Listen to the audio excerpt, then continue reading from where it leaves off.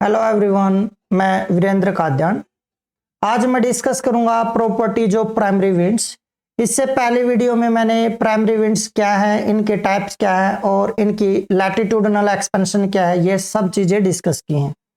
Primary winds की जो properties है, इनकी अंडरस्टैंडिंग अर्थ के ऊपर जो क्लाइमेटिक डिस्ट्रीब्यूशन है उसकी प्रॉपर अंडरस्टैंडिंग के लिए काफी इंपॉर्टेंट है। दूसरा पॉइंट ये कि एग्जाम में स्टेटमेंट बेस्ड क्वेश्चंस यहां से पूछे जा सकते हैं और अगर आप बुक्स को रेफर करेंगे तो बहुत कम बुक्स में आपको प्राइमरी विंड्स की डिटेल में प्रॉपर्टीज मिलेंगी। यूट्यूब पर अगर वीडियो सर्च करेंगे तो शायद ही कोई वीडियो आपको प्राइमरी विंड्स की प्रॉपर्टीज के बेस पर मिले। तो आज मैं यहाँ पर प्राइमरी विंड्स के फीचर्स और प्रॉपर्टीज को डिटेल में डिस्कस करूंगा। देखिए, ये हम देख चुके हैं कि जो प्राइमरी विंड्स हैं इनका पैटर्न जोनल होता है। जोनल पैटर्न का मतलब क्या? जोन का मतलब होता है एक पर्टिकुलर रीजन जो दूसरे रीजन से किसी फीचर के बेस पर सेपरेट किया जाता हो। जैसे यहां पर आप देखिए, ये पूरा का पूरा जो रीजन है 0 to 30 डिग्री का, इसमें क्या है, इसमें विंड्स की डायरेक्शन ये है और इससे बाहर वाले रीजन में विंड्स की डायरेक्शन ये। तो इस रीजन को मैं इस रीजन से विंड की डायरेक्शन के बेस पर सेपरेट कर सकता हूं। तो जोन या बेल्ट का मतलब होता है एक पर्टिकुलर रीजन जो दूसरे रीजन से सेपरेट किया जा सकता है किसी पर्टिकुलर फीचर के बेस पर, और यहां पर विंड डायरेक्शन के बेस पर मैं दोनों रीजन को सेपरेट कर सकता हूं। इसलिए एक विंड जोन ये हो गई या विंड बेल्ट ये हो गई और दूसरी विंड बेल्ट ये हो गई। तो यहां पर आप देख रहे हैं, चाहे ट्रेड विंड्स की बात करें, वेस्टर्लीज या पोलर ईस्टर्लीज की बात करें, ये सारे विंड्स जोनल पैटर्न में है या सब विंड्स की सेपरेट बेल्ट यहां पर आपको देखने को मिलेगी। जो विंड्स होते हैं ये जनरली हाई प्रेशर से लो प्रेशर की तरफ मूव करते हैं हमेशा। तो आप देख रहे हैं ये हाई प्रेशर बेल्ट से विंड्स बाहर की तरफ जा रही हैं, जिसको हम क्या बोलते हैं, डाइवर्जेंस। और यहां पर आप देख रहे हैं low pressure area, trade winds दोनों हेमिस्फीयर से आकर यहां पर कन्वर्ज कर रही हैं। तो यहां पर मैं ये बोल सकता हूं कि ये जो विंड्स हैं इनमें कुछ एरियाज में डाइवर्जेंस है और कुछ एरियाज में कन्वर्जेंस है। जहां पर इन विंड्स में डाइवर्जेंस है वहां से क्या हो रही है, वहां से विंड्स ओरिजिनेट हो रही हैं। ओरिजिनेट इसका मतलब है विंड्स का सोर्स रीजन होता है जहां पर हाई प्रेशर होता है, जहां पर डाइवर्जेंस होता है। और विंड्स टर्मिनेट कहां पर होते हैं, जाकर जहां पर विंड्स कन्वर्ज करते हैं वहां पर विंड्स टर्मिनेट हो जाते हैं या कन्वर्जेंस के बाद वो अपवर्ड मूव करती हैं। और आप लोग जानते हैं कि विंड्स को अगर हम डिफाइन करें तो ये horizontal movement of the air होती है with respect to the earth surface, उसी को हम विंड बोलते हैं। और अगर ये किसी एरिया में कन्वर्ज करने के बाद अपवर्ड मूव करते हैं तो वहां पर उनको विंड नहीं बोला जाता, वो एयर का असेंडिंग है। तो विंड बेल्ट की अगर एग्जिस्टेंस या एक्सपेंशन की बात करें तो ये हाई प्रेशर से लो प्रेशर के बीच का ये जो जोन है उसमें विंड की एक्सपेंशन होती है, विंड का स्प्रेड होता है। अब जो ट्रेड विंड्स हैं इनकी बात करते हैं। जो ट्रेड विंड्स हैं ये डोल्ड्रम के एरिया पर इक्वेटोरियल लो प्रेशर है और इक्वेटोरियल लो प्रेशर के दोनों तरफ 0 to 5 डिग्री लैटिट्यूड का जो एरिया है इसको डोल्ड्रम बोला जाता है। और अगर मैं एज्यूम करूं कि ये है इक्वेटर, इक्वेटर के दोनों तरफ का ये जो एरिया है ये 5 डिग्री साउथ और ये 5 डिग्री नॉर्थ, 0 डिग्री, ये पूरा का पूरा डोल्ड्रम है। और डोल्ड्रम जब सन की अपेरेंट मूवमेंट होती है तो इसके साथ साथ डोल्ड्रम की शिफ्टिंग भी होती है, या आप ये कह सकते हो ये जो कन्वर्जेंस बेल्ट है इसकी शिफ्टिंग भी होती है जब सन की अपेरेंट मूवमेंट होती है। और जहां पर ट्रेड विंड्स आकर कन्वर्ज करते हैं उसको क्या बोला जाता है, उसको बोला जाता है ITCZ। तो सन की अपरेंट मूवमेंट के साथ साथ ITCZ की भी मूवमेंट होती है। अब मान लेता हूं मैं कि ITCZ की मूवमेंट है, ये नॉर्थवर्ड शिफ्ट कर गई ITCZ। और आप लोगों को यह भी पता होगा कि जो ट्रेड विंड्स है ना, वो ट्रेड विंड्स जो है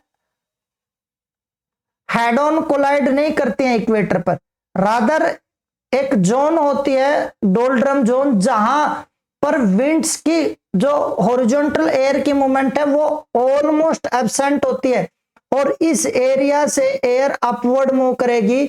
जब ये ट्रेड विंड्स दोनों हेमिस्फीयर से 5 डिग्री लैटिट्यूड तक के एरिया तक पहुंच जाते हैं, तो उसके बाद इनकी हीटिंग होगी और धीरे धीरे एयर अपवर्ड मूव करना स्टार्ट कर देगी। इसका मतलब है इस 0 to 5 डिग्री के एरियाज में जो हॉरिजॉन्टल मूवमेंट ऑफ एयर है वो बहुत कम है, या वो ना के बराबर है। पर आप लोग देखिए जो शिफ्टिंग हो रही है, जैसे ये इक्वेटर है, ITCZ के आसपास भी तो इसी टाइप की कन्वर्जेंस जोन होगी। तो ये जो कन्वर्जेंस जोन है, मैं मान लेता हूं ये है वो कन्वर्जेंस जोन।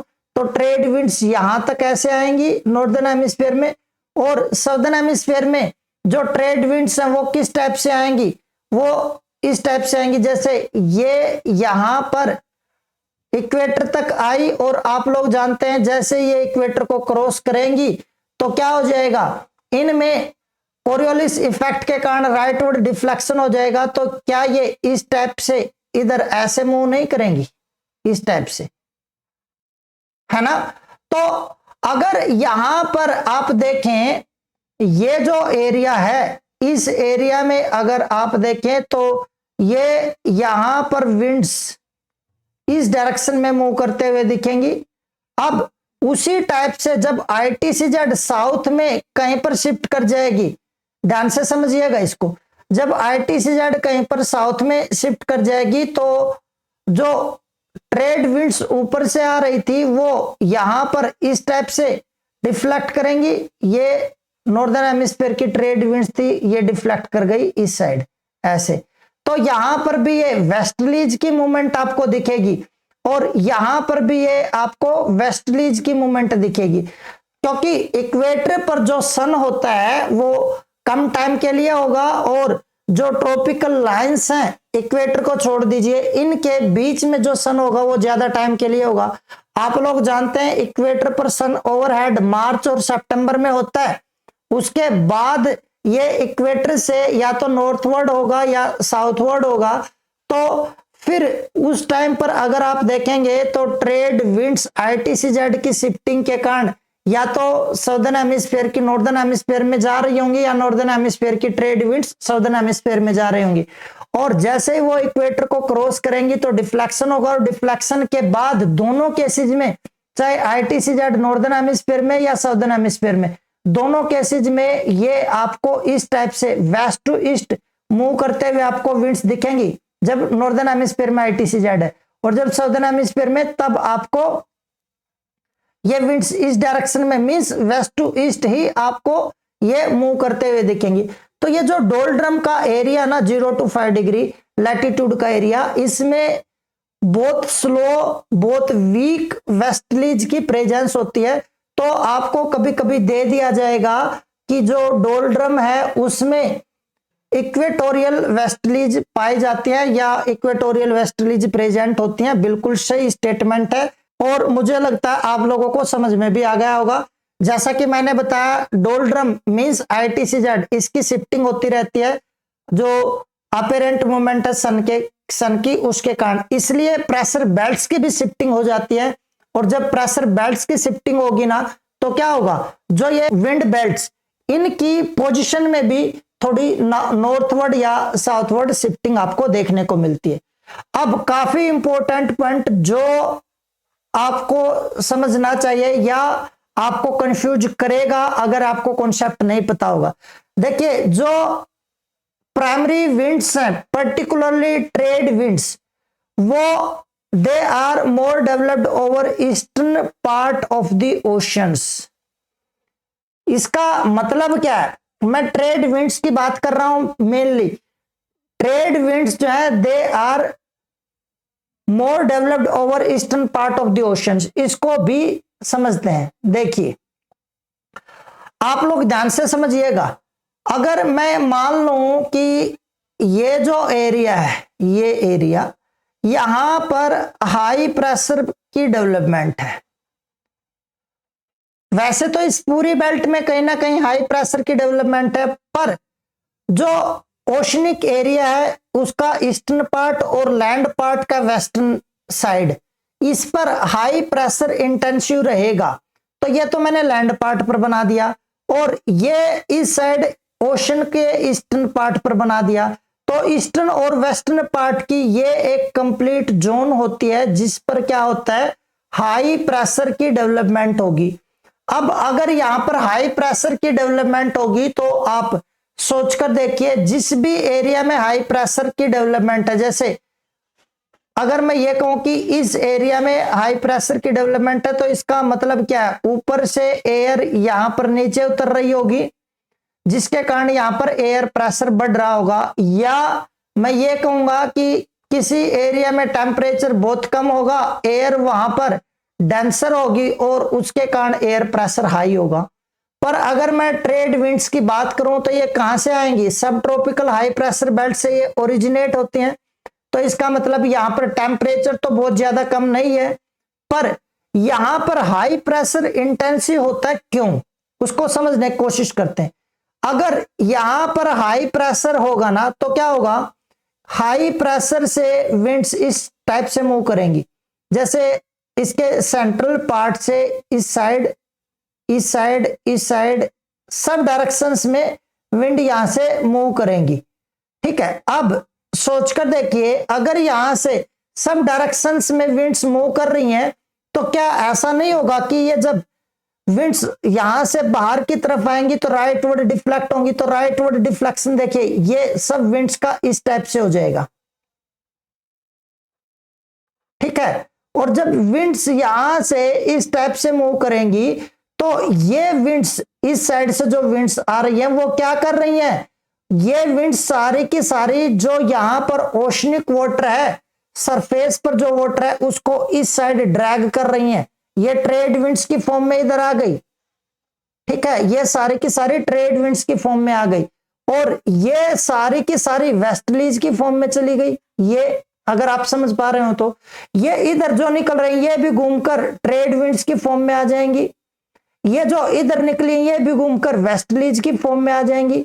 अगर आप इसको समझ पा रहे हो तो क्या हो रहा है, ये जो ट्रेड विंड्स इस साइड आएंगी ना, ये वाटर को यहां से हटाएंगी, और वाटर को हटाने के बाद क्या होगा, इस पूरे एरिया में, ध्यान से समझेंगे इस चीज को, इस पूरे एरिया में जब सरफेस वाटर इन विंड्स की हेल्प से हटेगा तो नीचे से कैसा वाटर आएगा, कोल्डर, क्योंकि ओशन के ऊपर सरफेस पर ही टेम्परेचर ज्यादा होगा वाटर का, जैसे जैसे नीचे जाएंगे वाटर का टेम्परेचर कम होगा, तो नीचे से कोल्डर वाटर आएगा। कोल्डर वाटर के कांटेक्ट में जो एयर आएगी वो डेंसर हो जाएगी। अगर एयर डेंसर हो गई तो यहां पर क्या होगा, ये हाई प्रेशर इंटेंसिव बना रहेगा कि नहीं through out the year.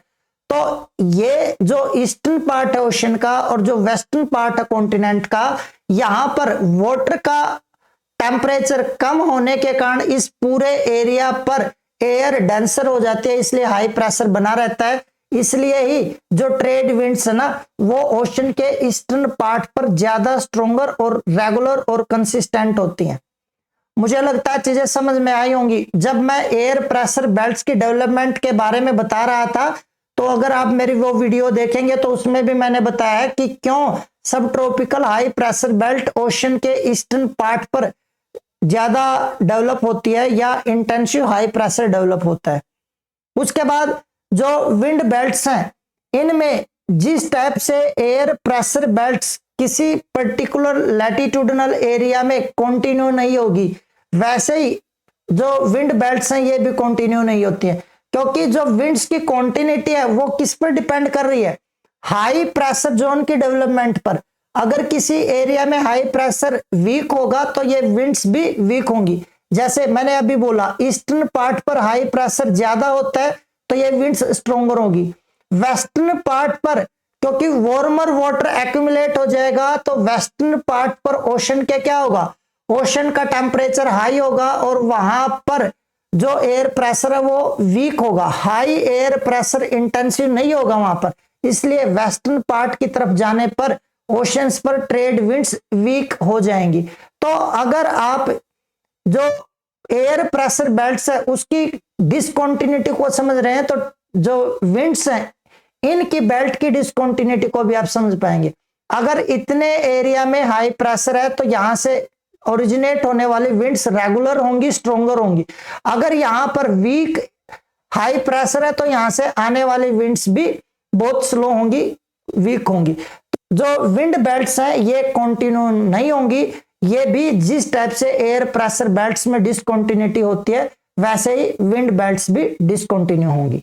Trade winds और वेस्टलीज जहां पर भी ऑनशोर होंगी रेनफॉल करेंगी, और ऑनशोर का मतलब है जहां पर ये लैंड पार्ट पर जाकर स्ट्राइक करेंगी। ट्रेड विंड्स ईस्टर्न पार्ट पर स्ट्राइक करती हैं।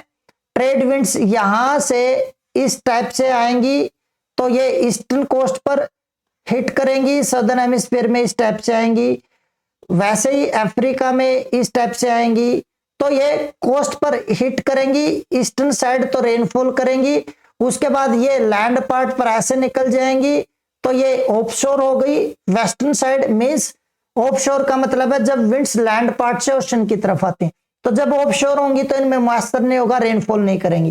तो जो भी विंड्स हैं चाहे वो ट्रेड विंड है या वेस्टलीज है, except polar easterlies, polar easterlies, polar easterlies जहां पर भी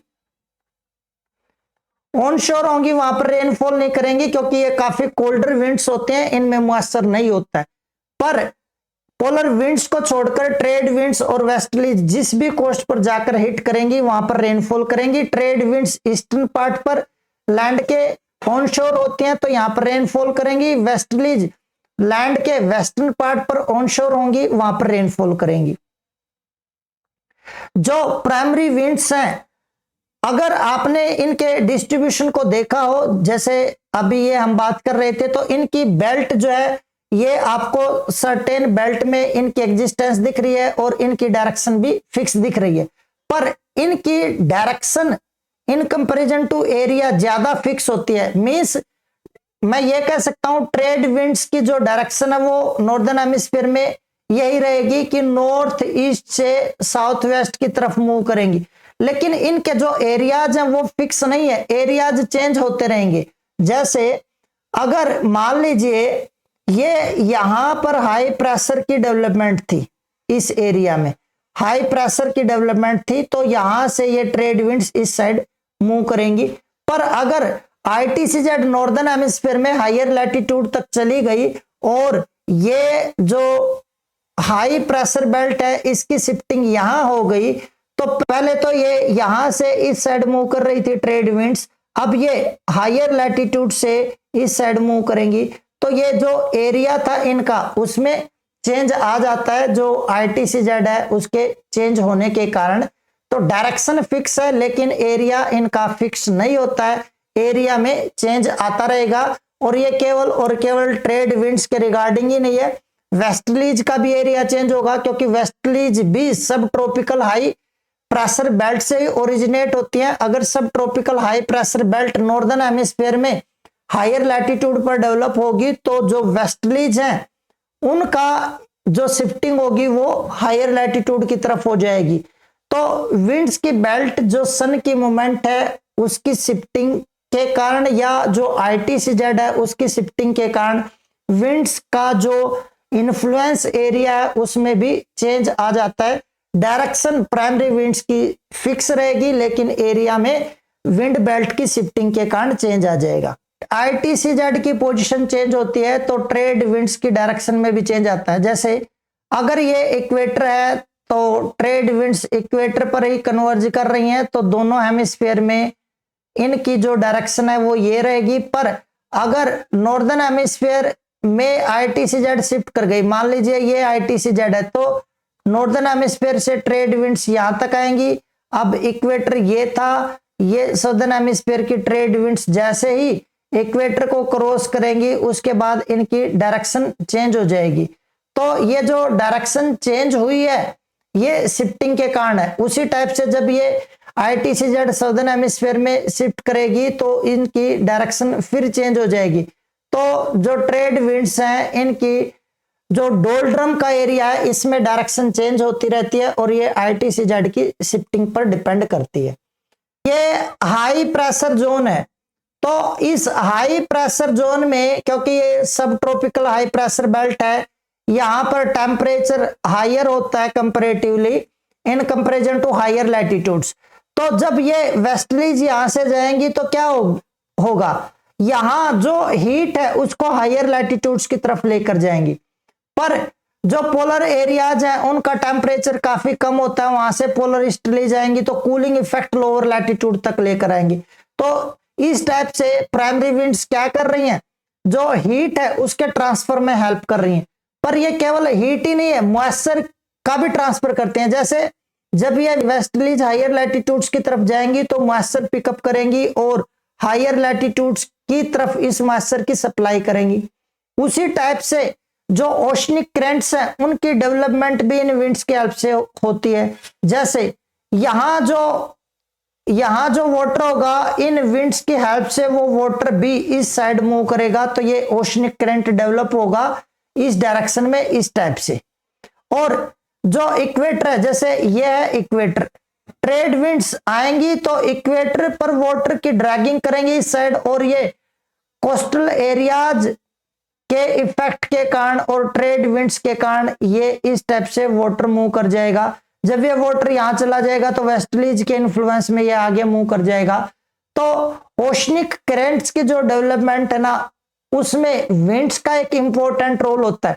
ये ट्रेड विंड्स यहां से आएंगी तो वेस्टवर्ड वाटर की ड्रैगिंग होगी, और ये वाटर फिर इस कोस्ट के साथ साथ विंड्स के इन्फ्लुएंस में आगे मूव करेगा, और इसी को ओशनिक करंट बोलते हैं। ओशनिक करंट का मतलब है दे moving water for longer distance in a certain direction, उसको ओशनिक करंट बोलते हैं। और ये विंड की डायरेक्शन पर भी डिपेंड करता है। जैसे यहां से यहां वाटर में मूवमेंट होगी तो ये विंड की डायरेक्शन के कारण मूवमेंट है। तो ओशनिक करंट की डेवलपमेंट में, हीट ट्रांसफर में और मॉइस्चर ट्रांसफर में प्राइमरी विंड्स अर्थ के ऊपर एक काफी इंपॉर्टेंट रोल प्ले करती हैं। तो आइए अब देखते हैं factors affecting primary winds. Latitudinal variation in heat और टेम्परेचर। देखिए ये इक्वेटर है, और इक्वेटर के आसपास आप लोगों को पता है जो सोलर रेडिएशंस है थ्रू आउट द ईयर मोर और लेस वर्टिकल होती हैं, जिसके कारण यहाँ पर टेम्परेचर हाई होता है और ये विंड्स अपवर्ड मूव करती हैं इस टाइप से। उसके बाद फिर ये लेटरली स्प्रेड करती हैं और सब ट्रॉपिकल एरियाज में जाकर उतर जाते हैं, और यहाँ पर हाई प्रेशर की डेवलपमेंट हो जाती है। तो ये जो हाई और लो प्रेशर की डेवलपमेंट हुई है, और जिसके कारण यहाँ पर ये जो ट्रेड विंड्स हैं इनकी कॉन्टिन्यूस मूवमेंट होती रहती है। तो ये किसके कारण है, ये जो लैटिट्यूडनल वेरिएशन इन हीट है ना ओवर द अर्थ सरफेस, उसके कारण है। यहाँ हीट ज्यादा थी इसलिए लो प्रेशर बना, और यहां से एयर अपवर्ड मूव की, फिर वो यहां नीचे उतरी। दूसरा जो पोलर एरियाज है वहां पर टेम्परेचर बहुत कम है, हाई प्रेशर बना, और वहां से विंड्स इस टाइप से बाहर की तरफ मूव की। तो ये विंड का जो मूवमेंट है, विंड की जो डेवलपमेंट है, वो डेवलपमेंट लैटिट्यूडनल वेरिएशन है टेम्परेचर में, उसके कारण हुई है। और उस टेम्परेचर में लैटिट्यूडनल वेरिएशन के कारण एयर प्रेशर वेरिएशन डेवलप हुआ, जिसके कारण अर्थ के ऊपर प्राइमरी विंड्स की डेवलपमेंट होती है। प्रेशर बेल्ट्स हैं जहां पर ये डिस्टर्ब हो जाएंगी, वहां पर जो प्राइमरी विंड्स हैं उसकी कॉन्टिन्यूटी भी डिस्टर्ब हो जाएगी। जब ITCZ शिफ्ट करती है, आप लोगों को मैंने बताया कि सन की अपरेंट मोमेंट के कारण अर्थ के ऊपर जो ITCZ है उसकी शिफ्टिंग होती है। उसकी अगर शिफ्टिंग होती है तो जो विंड बेल्ट्स हैं उनकी भी शिफ्टिंग होती है। क्यों? क्योंकि ITCZ की शिफ्टिंग के कारण जो प्रेशर बेल्ट्स हैं उनकी शिफ्टिंग होगी, और अगर प्रेशर बेल्ट्स की शिफ्टिंग हो जाएगी तो विंड बेल्ट्स की भी शिफ्टिंग होती है। सन की अपरेंट मूवमेंट और ITCZ का माइग्रेशन जो प्राइमरी विंड्स की जोन में शिफ्टिंग का कारण हो सकता है। नेक्स्ट जो पॉइंट है, प्राइमरी विंड्स की जो डेवलपमेंट है वो एयर प्रेशर के वेरिएशन पर डिपेंड करती है, और जो लैंड एंड वाटर का जो डिस्ट्रीब्यूशन है वो अर्थ के ऊपर जो एयर प्रेशर बेल्ट की डेवलपमेंट है उसको अफेक्ट करता है। जो अभी प्रेजेंट में जो एटमॉस्फेरिक सर्कुलेशन है, जो प्रेजेंट में प्राइमरी विंड्स की डेवलपमेंट है, अगर ये लैंड एंड वाटर का डिस्ट्रीब्यूशन अर्थ पर चेंज हो जाए ना, तो ये जो विंड बेल्ट है इनमें भी चेंज आ जाएगा, विंड बेल्ट की डेवलपमेंट में भी चेंज हो जाएगा। इसका मतलब है लैंड एंड वाटर का डिस्ट्रीब्यूशन विंड पैटर्न को अफेक्ट करता है, और वो इसलिए क्योंकि लैंड और वाटर की जो हीटिंग और कूलिंग है ना वो अलग अलग होती है, जिसके कारण लैंड और वाटर पर एयर प्रेशर वेरिएशन में डिफरेंस आता है, और उसके कारण विंड पैटर्न भी डिफरेंट हो जाता है या अफेक्टेड होता है। रोटेशन ऑफ द अर्थ, आप लोग जानते हैं अर्थ की रोटेशन के कारण क्या हो रहा है, कोरियोलिस फोर्स की डेवलपमेंट होती है, और उस Coriolis force plus centrifugal force, outward force, इन दोनों के कारण अलग अलग प्रेशर बेल्ट्स की डेवलपमेंट होती है। जैसे सब पोलर एरिया में लो प्रेशर बेल्ट की डेवलपमेंट है अर्थ की रोटेशन के कारण, जो सेंट्रीफ्यूगल फोर्स लगता है उसके कारण, और जो सब ट्रॉपिकल हाई प्रेशर बेल्ट है इसमें अर्थ का जो रोटेशन है वो काफी कंट्रीब्यूट करता है, क्योंकि अगर अर्थ का रोटेशन नहीं होता तो जो एयर है अराउंड 30 to 35 डिग्री लैटिट्यूड पर जाकर वो almost west to east direction में फ्लो नहीं करती। मैं क्या बोल रहा हूं, मैं ये कह रहा हूं जैसे इक्वेटोरियल एरिया से एयर ऊपर उठी, और ऊपर उठने के बाद वो जब पोलवर्ड मूव करेगी तो कॉन्टिन्यूसली ईस्ट, उसकी जो डिफ्लेक्शन है वो ईस्टवर्ड होता चला जाएगा, और 30 to 35 डिग्री लैटिट्यूड पर जाकर वो मोर और लेस वेस्ट टू ईस्ट हो जाती है। इसलिए अब इसकी कूलिंग चाहे ये ज्यादा टाइम भी ले इसी लैटिट्यूड के आसपास होगी, और ये यहीं पर नीचे आएगी, जिसके कारण यहाँ पर हाई प्रेशर की डेवलपमेंट होगी। तो कुल मिलाकर एयर प्रेशर बेल्ट्स हैं, इनकी डेवलपमेंट में अर्थ रोटेशन एक इंपॉर्टेंट रोल प्ले कर रहा है। जो मेरी प्रेशर बेल्ट्स की वीडियो है अगर आप उसको देखेंगे तो उसमें आपको डिटेल में बताया गया है कि अर्थ का रोटेशन कैसे कंट्रीब्यूट करता है प्रेशर बेल्ट्स की डेवलपमेंट में। जो एयर प्रेशर बेल्ट की रेगुलरिटी है वो भी विंड बेल्ट की डेवलपमेंट को कंट्रीब्यूट करते हैं। जैसे अगर इस पूरे एरिया में हाई प्रेशर होगा तो पूरी जोन में ही ट्रेड विंड्स होंगी। अगर इस केवल और केवल इस एरिया में हाई प्रेशर है और यहाँ पर लो प्रेशर है तो यहाँ पर ट्रेड विंड्स होंगी, यहाँ पर ट्रेड विंड्स नहीं होंगी। तो जो प्रेशर बेल्ट्स की कॉन्टिन्यूटी है, रेगुलरिटी है, वो भी अफेक्ट करेगी जो रेगुलरिटी होगी विंड बेल्ट्स की या जो प्रेजेंस होगी विंड्स की उसको। जो प्राइमरी विंड्स हैं इनकी जो जोन है वो कॉन्टिन्यूस और रेगुलर नहीं होती है, बल्कि अलग अलग एरियाज में लोकल फैक्टर्स के कारण एयर प्रेशर डिस्टर्ब होता है, और उसके कारण जो विंड्स हैं उनमें प्राइमरी विंड्स में मॉडिफिकेशन होती है, और उस मॉडिफिकेशन के कारण ही सेकेंडरी और टर्सरी या लोकल विंड्स की डेवलपमेंट हो सकती है। तो ये थे फीचर्स प्राइमरी विंड्स के रिगार्डिंग। मिलते हैं नेक्स्ट वीडियो में। Thank you.